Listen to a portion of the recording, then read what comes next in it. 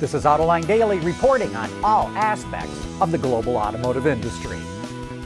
Cox Automotive is a company that offers all kinds of services for car buyers and sellers with brands that extend from Auto Trader to Kelley Blue Book to Manheim Auctions. But the company is looking to grow beyond those services. Yesterday, Rivian announced that it's getting a $350 million investment from Cox Automotive. R.J. Scaringe, the CEO of Rivian, praised Cox's global footprint, its service and logistics capabilities, and retail technology platform.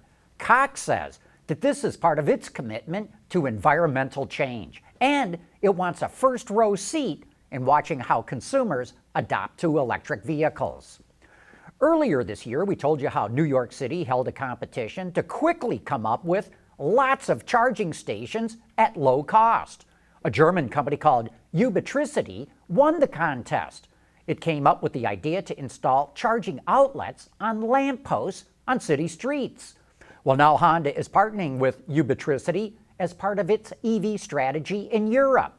Ubitricity will install charge points in residential areas so owners can charge overnight without needing to move their car, offering the same kind of convenience you get from charging at home, even though your car is parked on the street. You know, little advances like this are going to make EV ownership a lot more convenient for people in cities.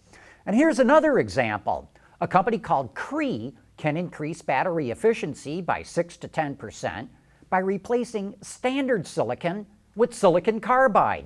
That gives automakers the choice of extending range or reducing battery size, weight, and cost. Cree was best known for making LEDs, but it sold that off and is plowing $1 billion into silicon carbide. Cree expects the market for the material to surge to $9 billion by 2025. Cree is already a supplier to Tesla and recently signed deals with Volkswagen and Delphi. You know, big battery breakthroughs are hard to come by, but little developments like this one can really add up over time.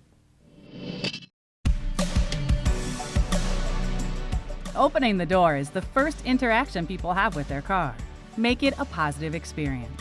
With XL Entry, we'll help you make it smoother, quieter, and safer. We are KeyCurt, the global technology leader in automotive locking systems, with operations in Metro Detroit. Open the door to new access systems. Visit us on newentry.com. KeyCurt, technology that leads. Back in 2015, Toyota launched its Toyota New Global Architecture modular platforms that are used for both Toyota and Lexus models. And now it's developing one for small cars called the GAB platform. It's more rigid, reduces weight, allows for different vehicle wheelbase lengths, heights, track widths, and suspension setups to accommodate a different number of vehicles. It was also designed so the driver sits lower and towards the center of the car, which helps lower the vehicle's center of gravity and maximizes interior space. Look for the GAB platform to be the basis for small cars like the Toyota Yaris. Moody's, the credit rating agency, does not like what it sees at Ford. It downgraded Ford's credit to junk status, blaming operational deficiencies and a swing from $1 billion profit in China to a loss. Ford's stock dropped sharply on the news, but then partially recovered. Well, here's our Autoline insight. Ford doesn't look so good right now, but by the end of next year, it should be a different story. In this business, new products make up for a lot of sins, and Ford has a ton of them coming, including a new Explorer, Escape, and Kuga, Ranger, Bronco, and F-150. The Edge was refreshed, and Mustang gets the revamped GT350 and GT500. And then there's that Mustang-inspired EV coming out next year. Meanwhile, Lincoln gets the new Aviator, Corsair, and Nautilus. Put it all together, and by the end of 2020, Ford should be in very good shape. In the infotainment market, European OEMs dominate their share of automotive display screens.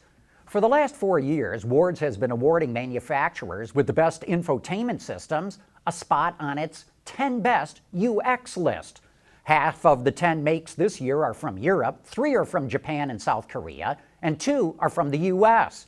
BMW won for a consecutive fourth year in a row since 2016. Wards assesses the infotainment systems with their satisfaction and accessibility for apps and controls. Display designs are a key factor in Ward's ranking, but mechanical controls are still important and just as useful. Autoline Daily is brought to you by Bridgestone Tires, your journey, our passion, and by KeyCurt, technology that leads. On Saturday, the labor contract between General Motors and the UAW expires, and it sure looks like we're going to see the union go out on strike. I talked to 3 analysts yesterday, and they all expect it to be a long strike. Whether that means a couple of weeks or a month, no one knows, but there's no question the UAW could inflict extreme economic pain on GM. On last week's Autoline After Hours, Mike Tracy from the Agile Group explained why workers at GM's Arlington plant in Texas, which makes its big SUVs, will likely strike first. It is the single most profitable assembly plant in the world. And you've got 3,000 people that can take that plant down and make General Motors' numbers look really bad. You strike a Walmart store, whoopee. You haven't got leverage. Well, but if you're working at Walmart, it is a whoopee. No, but the way the laws are now, they can restructure the workforce, they can close the store in some ways, they can do all kinds of things. General Motors is not going to be closing Arlington. So it's leverage. You know, it's interesting, GM built up inventory of those products that it makes at Arlington. The Cadillac Escalade and GMC Yukon XL have over 100 days of inventory, but the Suburban and Tahoe only have about 58 days. GM also built up inventory of its full-size pickups with 93 days worth of Silverados, so it has a little bit of leeway if a strike does not last more than a couple of weeks. And we've got another fantastic Autoline After Hours coming up tomorrow, when our guest will be Ralph Gilles, the head of design at FCA. He oversees every brand in the FCA lineup, from Jeep to Alfa Romeo, and you will not want to miss his insights on the future of automotive design. But that's it for today. Thanks for watching, and we'll see you again tomorrow.